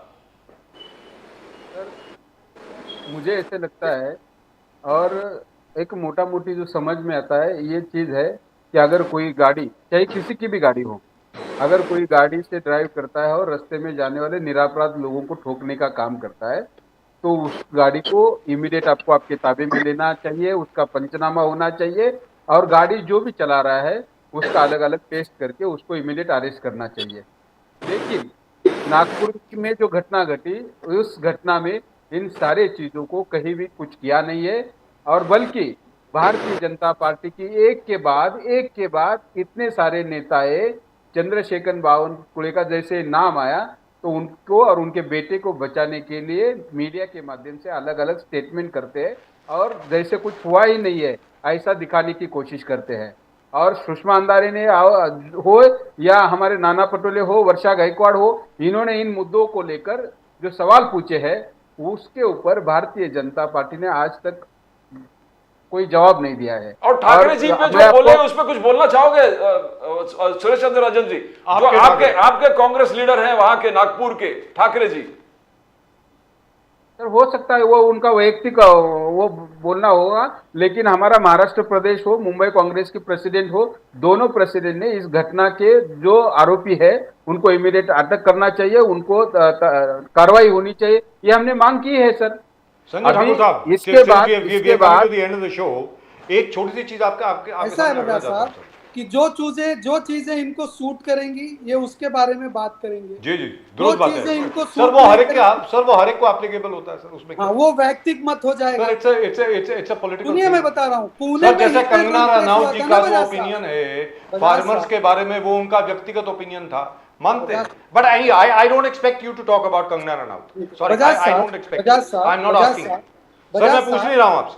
बजाज साहब, मुझे ऐसा लग रहा है जी कि इस डिबेट में विपक्ष के प्रवक्ता मुझे डिपेंड नहीं कर पा रहे हैं, आप उनकी तरफ से डिपेंड कर रहे हैं sir. I want to know from you, लेकिन सुनिए मेरी बात sir, you know I am sympathetic to the BJP, ये जो घटना मत थी बोलिए। ना, पुणे के हिट एंड रन केस को मत भूलिए आप लोग। जी पुणे का हिट एंड रन केस भी इसी तरह से हुआ था, 2-3 दिन लेट हुआ उसमें, और उसके बाद में कितनी सख्त कार्रवाई हुई वो पूरे महाराष्ट्र सर, क्या सख्त कार्रवाई हुई? वो तो बाहर आ गया है, वो बोलता है मेरी गाड़ी भी वापस कर दो। तो बाहर अब क्या भारतीय जनता पार्टी कोर्ट में जाके बेल देगी, नहीं दिलाएगी? सर जो भी है, अरे पिता को अरेस्ट किया, माता को अरेस्ट किया, बच्चे को अरेस्ट किया, गाड़ी अरेस्ट किया, और एक्सीडेंट के केस में होता क्या है बजाज साहब?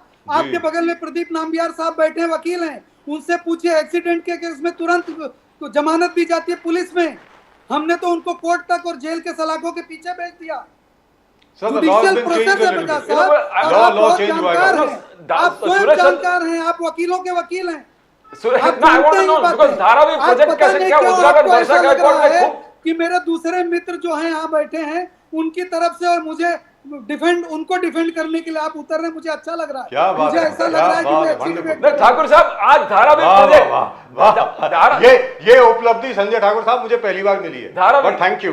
धारावी प्रोजेक्ट का उद्घाटन वर्षा गायकवाड़ ने बहुत जबरदस्त तरीके से विरोध किया, फिर भी वो अडानी धारावी वाला प्रोजेक्ट टोटली चालू है।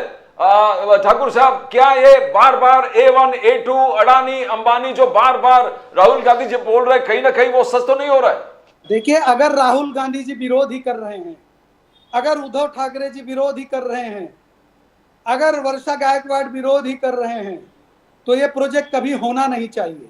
लेकिन विरोध सिर्फ दिखावे के लिए कर रहे हैं, तो ये सारे लोग जाके अडानी के पास फिर बैठ जाएंगे और वो प्रोजेक्ट हो जाएगा, तो समझ लीजिएगा कि ये लोगों ने भी दिखाने के दांत अलग किए और खाने के दांत अलग। सर, टेम्पो पहुंचेगा कि ट्रक पहुंचेगा? तो सुरेश चंद्र जी बोलेंगे, राजन जी, जो लोग बात कर रहे हैं वही बताएं। ये सुरेश जी से पूछिए, सुरेश चंद्र जी लेंगे कि ट्रक में लेंगे? आप विरोध से नाम के लिए करे, जाके बैठने वाले अडानी जी के पास।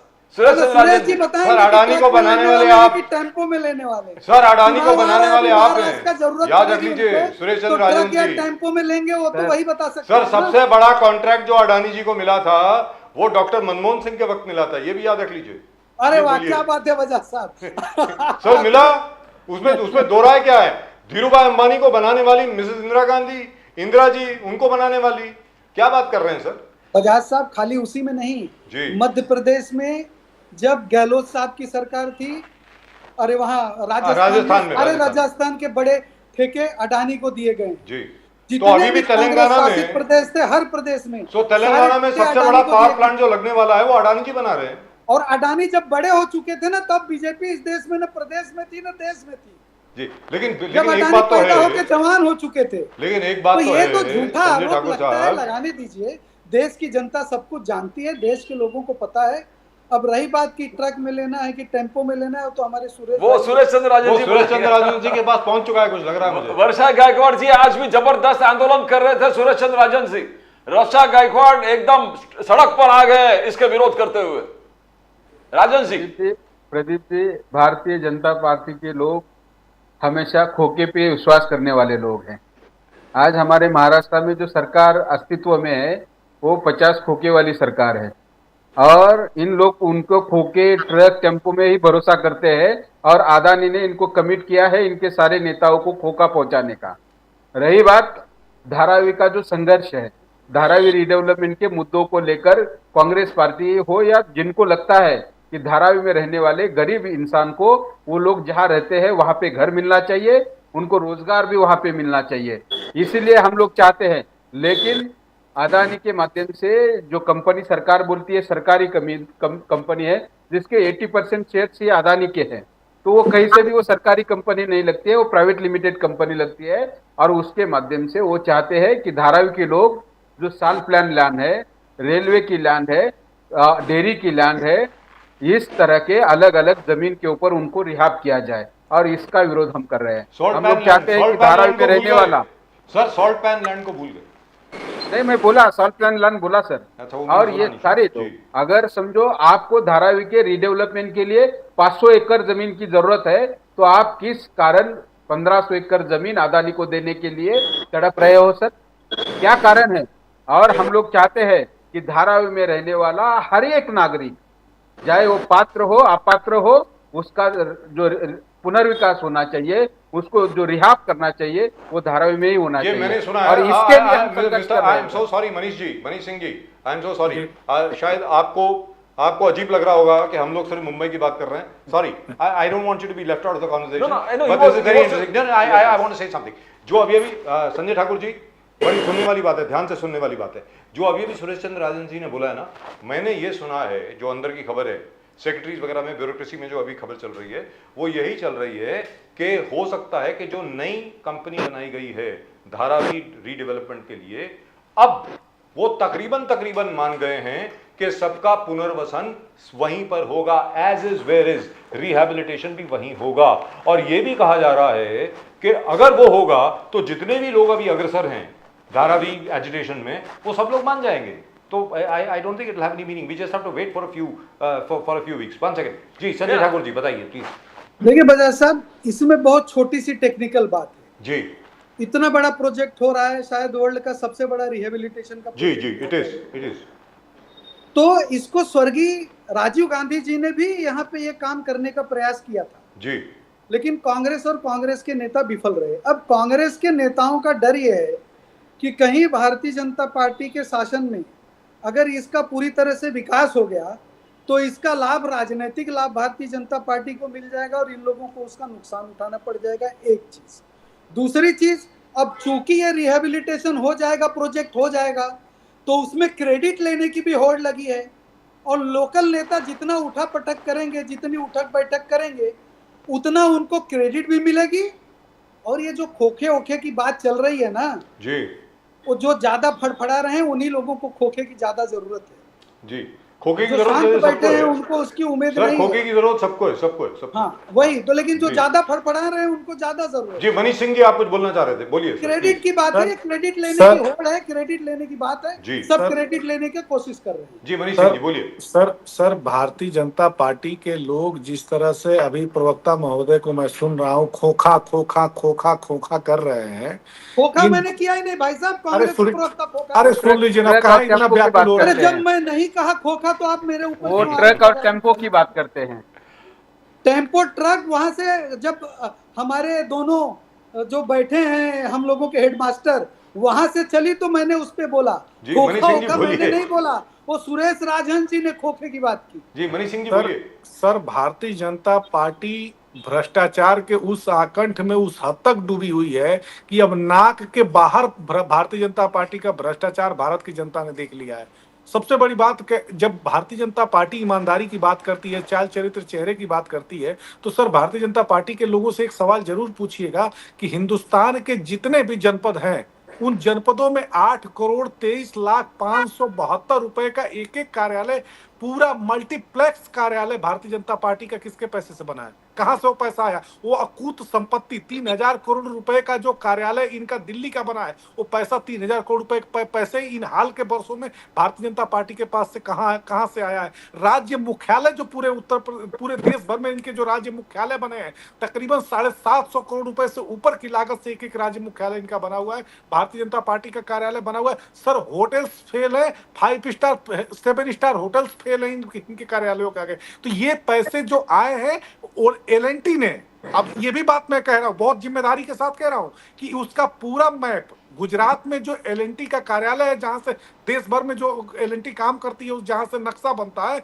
उस एलएनटी के कार्यालय से नक्शा बनाए और उसको एलएनटी ने ही पूरे देश भर में भारतीय जनता पार्टी के कार्यालयों को बनवाया। तो इतनी अकूत संपत्ति और इतनी संपदा भारतीय जनता पार्टी ने कहां से लूटा है? वो पैसा कहां से लाया है? इस तरह के कार्यालय, मल्टीप्लेक्स कार्यालय कहां से बनाए गए? यही तो भारत की जनता देख रही है। इसका जवाब दे दूं मैं? हाँ बोलिए ना सर, जवाब दे देंगे। क्या जवाब है? बकवास क्यों कर रहे हैं? जवाब सुनो। बताइए जवाब, बताइएगा जवाब। आय से अधिक संपत्ति का केस माननीय अखिलेश यादव और उनकी धर्मपत्नी पे है। भारतीय जनता पार्टी के किसी नेता भारतीय जनता पार्टी ने पैसा लाया कहाँ से वो बताओ ना। पे नहीं आय से अधिक संपत्ति का केस। सर कार्यालयों का पैसा कहां से आया ये तो कार्यालयों का पैसा आया तो ऑडिट में दिखेगा ना आपको। अरे ऑफिशियली कर रहा है ना, एलएनटी बिना पैसा लिए नहीं कर रहा है ना, ट्रांजैक्शन हो रहा है ना।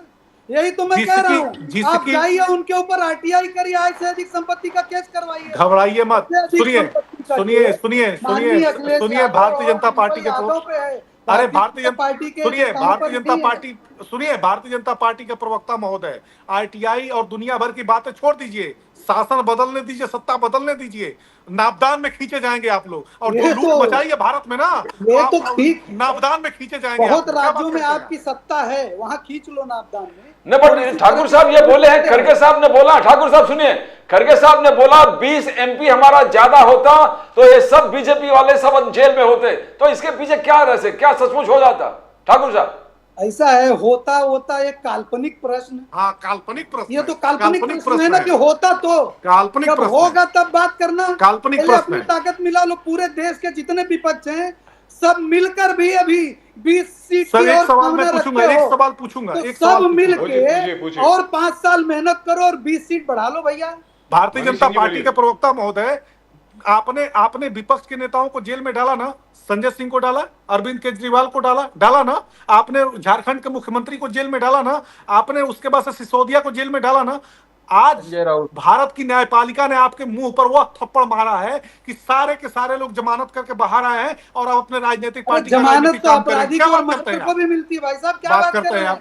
जिन राज्यों में कांग्रेस का शासन है उन राज्यों को कहिए कि भारतीय जनता पार्टी के नेताओं को अंदर कर दें, लेकिन नहीं कर सकते क्योंकि भ्रष्टाचार के सबूत चाहिए। जो भ्रष्टाचारी हैं वो जेल जा रहे हैं। अगर भारतीय जनता पार्टी के नेता भ्रष्टाचारी हैं तो जिन राज्यों में कांग्रेस की और आम आदमी पार्टी की सरकारें हैं उनसे कह दीजिए कि भारतीय जनता पार्टी के सुनिए, और आपको ये पता होना चाहिए कि जमानत एक जुडिशियल प्रोसेस है और जब कोई किसी की हत्या करता है तो उसको भी 90 दिन में जमानत मिल जाती है। इन अपराधियों को 6-6 महीने, 1-1 साल, 2-2 साल बाद जमानत मिल जाती है। जमानत की बात कर रही है जेल में जाएगा। एक सेकंड और जब ईश्वर आपको मौका दे तो आप ऐसा भी कर लीजिएगा। मनीष सिंह जी एक मिनट। संजय ठाकुर साहब, दो सवाल है मुझे जो बहुत सता रहे हैं। सर राजस्थान में 2 कसाई थे जो तथाकथित तौर पर भारतीय जनता पार्टी से जुड़े हुए थे, ऐसा वो कहते थे, असल में थे या नहीं मुझे मालूम नहीं है। उन्होंने एक दर्जी की हत्या करी थी। वो दर्जी ने बेचारे ने कुछ ट्वीट था हमारी नुपुर शर्मा जी जो हैं उनके फेवर में, उसको फॉरवर्ड कर दिया था और उन्होंने जाकर के उसका गला काट दिया था। आपको याद होगा वो तो गुस्ताखे रसूल की एक ही सजा, सर तन से जुदा। सर तन से जुदा। जी। उनको बेल मिल गई सर, ये क्या है? उनको वजह साहब मैं यही कह रहा हूँ कि हत्या के आरोपियों को भी 90 दिन में बेल का प्रावधान है। यार ये एक जुडिशियल प्रोसेस है। सुनिए, अभी तो आपकी बिल्कुल सरकार है तंगी सर, वहां मतलब मैं पे यही तो हमारे कह रहा हूं। प्रोसिक्यूटर साहब ने अच्छी तरीके से केस नहीं लड़ा, इसका मतलब हिंदू बेचारे की उसकी सवाल गर्दन यहाँ काट दी हिंदू और गई। मुस्लिम का, बजाज साहब, यहाँ सवाल हिंदू मुस्लिम का है ही नहीं। सर, मैं आपसे भारत पूछ के रहा हूं, संविधान में आपकी और सरकार है। जुडिशियल प्रोसेस में, आप सुनिए, भारत के संविधान में और जुडिशियल प्रोसेस में जी। हिंदू और मुसलमान नहीं है। जी। एक प्रोसीजर प्रिस्क्राइब्ड है, दोस्तों, उस दोस्तों। प्रोसीजर के तहत कार्रवाई होती है, जी और उसके बाद कोई भी कितना भी संगीन अपराधी हो, सर, मुझे भी बेल मिल चुका है बहुत बार। उसको बेल दी जाती सर, है। मैं भी बेल पे ही बाहर हूँ, मैं भी बेल हाँ, पे ही बाहर हूँ, हाँ, ऐसी बात नहीं। आप भी, मुझे लगता है इमरजेंसी में भी आप जेल में थे नहीं ना? सर, इमरजेंसी में नहीं था, मैं तो उस वक्त स्कूल में था सर, मैं तो हाँ, तो स्कूल फिर कब थे? वही मैं तो तो मैं स्कूल पूछ में रहा था हूँ सर। बस हाँ, लेकिन यही एक तो चीज पूछ रहा है, हूँ, तो फिर एक कब चीज जेल है में थे प्रदीप आप? जी, तो एक चीज बेल मिली, है यही तो मैं पूछ रहा हूँ सर, आपसे। सुनने वाली बात है सुरेश चंद्र राजन जी और मनीष सिंह जी, ये सुनने वाली बात है। मेरे खिलाफ जो 6 देशद्रोह के केस किए, सेडिशन के केस जो किए, वो सारे के सारे कांग्रेस ने किए, बीजेपी ने आज तक मेरे खिलाफ कोई केस नहीं किया है, ये बता दूं मैं आपको, बहुत बहुत बिल्कुल साफ तौर पे बोल रहा हूं। And in fact all those cases were withdrawn also by the BJP. Pradeep ji, आप ना Suresh Chandra ji, you want to comment on Kharge साहब कमेंट कि 20 एमपी हमारे ज्यादा होता तो बीजेपी के टॉप लीडरशिप जब जेल में होते। यूपी में एक कहावत है, न नौमन गेहूं होई। जी नहीं, राजन जी बताइए ना, वो बहुत स्ट्रॉन्ग स्टेटमेंट है, वो खरगे साहब का स्ट्रॉन्ग स्टेटमेंट है, यानी खरगे साहब ने दिमाग में रख लिया कि सब करप्ट है। प्रदीप जी, झूठ को इतने केवल इतने जोर से मल्लिकार्जुन बोलो, खड़गे झूठ जी को की ये भूमिका इतनी नहीं बार है। नहीं अरे नहीं बंद बोलेंगे। कीजिए, मैं किसी को बंद नहीं करता था, बोलिए बोलिए यहाँ पे कोई बंद नहीं होता। राजन जी, बोलिए बोलिए राजन जी। प्रदीप जी, मल्लिकार्जुन खड़गे जी ने जो स्टेटमेंट किया है ना, जी। वही स्टेटमेंट इंडिया गठबंधन के लगभग सारे नेताओं की यही भूमिका है। राहुल गांधी ने भी खुल के ये बात कही थी कि अगर हमारी सरकार होती तो ये सारे भ्रष्टाचारी और ये जो गुनहगारों को सपोर्ट करने का काम करते, सारे लोग जेल में चिक्की पीसते थे। और ये प्रवक्ता बोल रहे हैं कि आप थोड़ा मेहनत करो, 5 साल बाद आ जाओ, लेकिन इनके पैर की जमीन खिसक गई है सर, और इसीलिए ये Right. इस यार, देश मैं का रियलिस्टिक बात कर रहा हूँ, आप लोग ख्वाब की बात करते हैं। इस मैं देश का रियलिस्टिक बात कर प्रधानमंत्री, रहा हूँ, इस मैं देश का रियलिस्टिक बात कर रहा प्रधानमंत्री, हूँ सुरेश जी। सर, आप लोग सर, ख्वाबों मुझे की बात बात करने करते दीजिए, हैं। मुझे बात करने मुंगेरी दीजिए। लाल के हसीन सपने देखना बंद करो यार, आप लोग अरे रियलिस्टिक भाई बात साहब, करो। और ठाकुर प्रदीप जी, साहब, आपने दस मुझे सेकंड कहा साहब। था 8 बजे तक प्रधानमंत्री, डिबेट है, मुझे मेरी आपके दूसरी डिबेट है। प्रधानमंत्री सर, एक सेकंड। महाराष्ट्र तो मैं में सर, सवाल आते रुकिए, हैं। रुकिए, करने हैं, रुकिए। अगर आपकी इजाजत आपके हो तो मैं सर, प्रधानमंत्री एक बहुत अच्छा सवाल है महाराष्ट्र में आपके लिए। आते हैं, आप ही के और बेनिफिट की बात कर महाराष्ट्र रहा हूँ जी, के बोलिए। 12-12.5 करोड़ जनता की भाई, कह रहा हूं, हाथ मुंगेरी जोड़कर लाल के माफी हसीन मांगते सपने देखते रहो और हैं। ये रियलिस्टिक महाराष्ट्र बात की करो जनता की ताकत है, इस देश के रियलिस्टिक बात संविधान करो की सूरज ताकत जी, है। रियलिस्टिक बात प्रदीप करो। जी, तो संजय ठाकुर जब आपको साहब, लगता है चलते चलते आपसे एक सवाल मांगने वाले है। इंसान सुरेश हैं। चंद्र जी, एक सेकंड प्लीज। जी संजय ठाकुर जी, आपसे एक चलते चलते एक सवाल है। सर, जी। कोयम्बतूर में निर्मला सीतारमन जी, आदरणीय सम्माननीय फाइनेंस मिनिस्टर वहां पर थी। वहां के एक बिजनेसमैन है श्रीनिवासन साहब, वो श्री अन्नपूर्णा होटल के मालिक हैं, और वहां की जो आहार जो है, वहां का association of hotels and restaurants, उसके प्रेसिडेंट भी हैं। उन्होंने खड़े होकर के, अरे इसके बारे में कुछ करिए, ऐसा उन्होंने अपने दिल की गुहार उनके सामने रखी। उसके बाद उनको बुलाया गया और उनसे माफी मंगवाई गई, और वो वीडियो जो था आपके नेताओं ने उसको ट्विटर पे शेयर किया। तो मतलब सर, वित्त मंत्री जी के सामने कोई शिकायत भी नहीं कर सकता? संजय ठाकुर साहब, देखिए, ऐसा है ना बजाज साहब जी। कि जीएसटी और जीएसटी का विषय समझना पड़ेगा। जीएसटी के लिए जीएसटी काउंसिल है। सर, जिस मैं वो नहीं काउंसिल बोल में रहा हूं लगभग सभी, सर, मैं वो नहीं बोल रहा हूं, मैं ये बोल रहा हूं कि एक छोटे व्यापारी ने अपने दिल का दर्द वित्त मंत्री जी के कोई सामने छोटा रखा, व्यापारी नहीं है, उससे व्यापारी माफी व्यापारी मंगवाई व्यापारी गई और वो वीडियो शेयर किया गया हर जगह। बजाज सर, ये साहब, क्या है? बजाज It is not साहब, done, sir. व्यापारी व्यापारी होता है। जीएसटी के डिसीजन जीएसटी काउंसिल लेती है। जीएसटी काउंसिल में हर राज्यों के अरे मुख्यमंत्री ये आर्टिफिशियल बात स्टेट कर सर, ये का कौन सी होगा। बात कर रहे हैं सर? ये तो वो बात हो गई कि प्याज और लहसुन की कीमत बढ़ गई है, मैं प्याज लहसुन नहीं खाती हूँ। पहले जीएसटी जान लीजिए। अरे सर, मैं आप तो प्याज मतलब लहसुन जीएसटी नहीं का खाती निर्णय हूँ, तो जीएसटी वो बात काउंसिल हो करती गई। है, सरकार नहीं करती। एक चीज, दूसरी चीज, जब आपने जो राजनीति सवाल से प्रेरित पूछा है, उसका होकर, जवाब देने जब के लिए बोलो राजनीति से इसको। प्रेरित होकर आप लोग किसी From काउंसिल को एक पत्र Tamil लिखते थे। Nadu, he is not connected to any party. किसी पार्टी के साथ कनेक्टेड नहीं तो है। ये सर्टिफिकेट बजाज साहब आप दे सकते हैं, मैं नहीं दे सकता। सर, आपकी मर्जी, लेकिन मैं ये कह रहा हूं कि अगर वित्त मंत्री जी के सामने अगर कोई शिकायत लेकर के आता है तो उनका नहीं, जवाब आप ये तो जिस आता घटना का है। जिक्र कर रहे हैं मुझे पता भी नहीं इस घटना। सर, वित्त मंत्री जी का जवाब ये अरे आता है कि आज मैं की लहसुन घटना और प्याज भाई, तो आज खाती की नहीं हूं। घटना है, पूरे देश को पता है। सर, ये क्या मतलब है? समाजवादियों को ज्यादा पता रहता है कि सरकार में क्या हो रहा है, हम लोगों को नहीं पता रहता। हाँ, इसलिए कि आप तो माल छापने के पे परेशान रहते हैं ना। माल आपको तो छाप के रोज छापना तो है। केस तुम्हारे ऊपर हो गया ऐसे अधिक संपत्ति का, हमारे अच्छा ऊपर नहीं हुआ अभी अच्छा, तक। कहाँ पे केस हुआ है जरा बता दीजिएगा।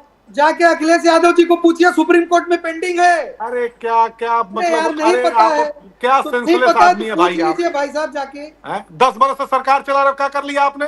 करना क्या, जो मामला कर लिया आपने? 10 जुडिशियल है बरस उसमें हम सरकार क्या है, करेंगे, बेकार कोर्ट की निर्णय बातें करनी करेगी। है। हम लोग जन हस्तक्षेप नहीं करते, उत्तर प्रदेश में संवैधानिक संस्थाओं के मामले में हम लोग हस्तक्षेप नहीं करते। जो नामबिहार साहब हाँ 8 बजे तक डिबेट थी, जी। हाँ, इनको भागना है, भागना है। मुझे सर आप दूसरी आप डिबेट इतना में बढ़िया जाना है, बोल आप रहे क्या बताओगे यार, हैं आपके सर, आप इतना अच्छा बोल रहे हैं, आप मुझे दिल नहीं कर रहा आपको छोड़ने का।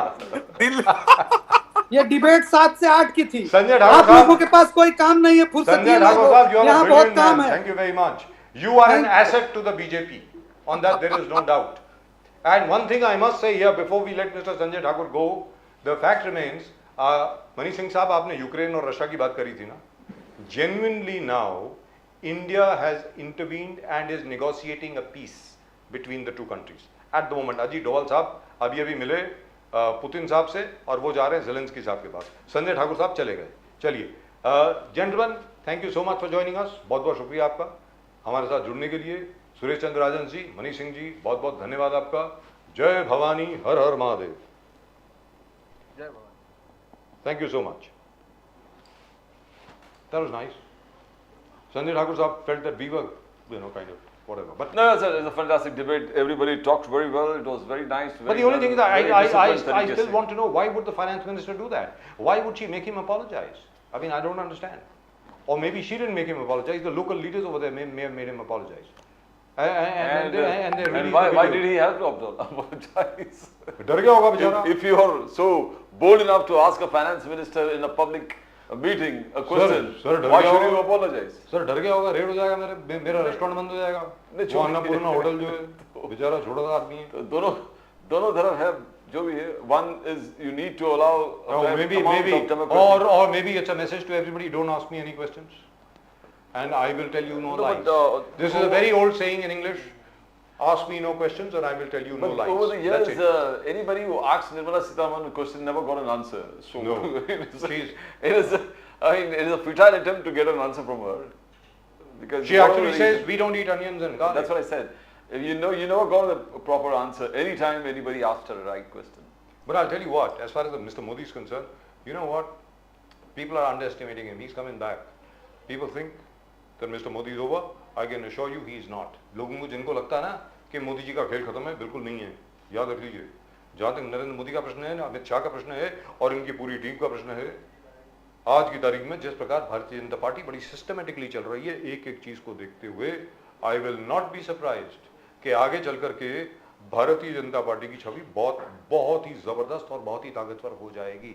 मैं मानता हूं आज की तारीख में कांग्रेस हो गई, समाजवादी पार्टी हो गई, प्रदीप जी जितनी भी ऑपोजिशन पार्टीज हो गई, and congratulations to mister Arvind Kejriwal, उनको बेल मिल गया है। और आम आदमी पार्टी तो इस वक्त बल्ले बल्ले, मतलब वो तो they are flying at the moment, but these guys you can never write them off. You can never write them off, especially now with the RSS fully committed to working for them. It's going to be See, very the difficult. infrastructure is so strong.